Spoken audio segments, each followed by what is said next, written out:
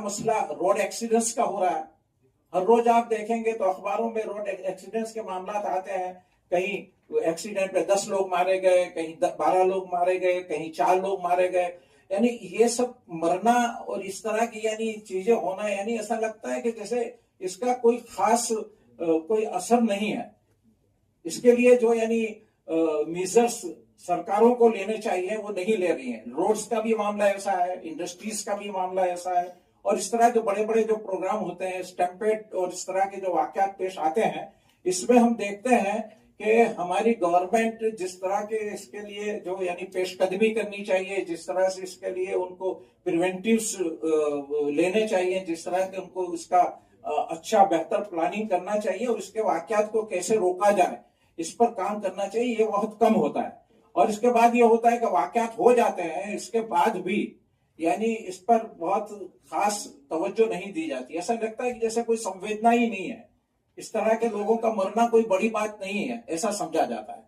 तो इस पर जमात इस्लामी हिंद बहुत अफसोस जाहिर करती है। और इसी के साथ जो आपको दिया गया है कि कुछ मेजर्स, कुछ जमात यानी इस सिलसिले में यानी कुछ सजेशंस जमात ने दिए हैं कि जमात चाहती है कि इन सजेशंस पर गवर्नमेंट सरकार काम करे और इसके मुताबिक कुछ चीजें जिस चीजों पर काम हो कि जिससे इस तरह के वाकयात रोके जा सकें।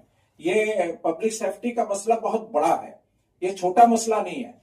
लेकिन ये छुटपुट जिस तरह के लोगों का मरना होता है तो ऐसा लगता है कि वो बहुत बड़े वाकयात नहीं होते हैं। लेकिन यहाँ पर यहाँ की जनता की सेफ्टी, जनता को का संरक्षण, सुरक्षा, वो सरकारों की जिम्मेदारी है और वो जिम्मेदारी उनको अदा करनी चाहिए। इस सिलसिले में कुछ सजेशंस भी दिए हैं, आपको प्रेस नोट दी गई है और बाकी चीजें आपके सामने हैं। हम आपसे भी ये तवक्को करते हैं कि ये बात ज्यादा से ज्यादा पहुंचाई जाए।